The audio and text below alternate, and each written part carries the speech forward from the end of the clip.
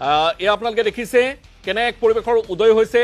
শ্যাম কানু মহন্ত সদায় আনক টুপি পিন্ধোৱা এজন ব্যক্তি শ্যাম কানু মহন্ত আজি আৰক্ষীৰ জালত পৰিছে আনক টুপি পিন্ধোৱা মানুহজন।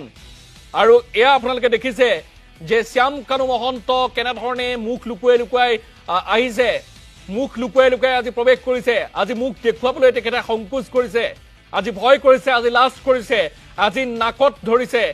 আৰু এনেধৰণে আমি দেখুৱাব বিচাৰিছো এয়া হৈছে সিদ্ধাৰ্থ শৰ্মা। আজি আনক দলিয়াব নোৱাৰে, তেওঁ জুবিন গাৰ্গক সেৱা কৰিবলৈ অহা মানুহক তেখেতে দলিয়াব নোৱাৰে। নিজে আজি ভয়ত পেপুৱা লাগিছে। এই মুহূৰ্তত আমি সেই দৃশ্যাৱলী দেখুৱাইছো। এয়া শ্যাম কানু মহন্ত কেনেধৰণে মুখখন লুকুৱাইছে চাওক, এয়া আপোনালোকে দৃশ্যাৱলী চাওক।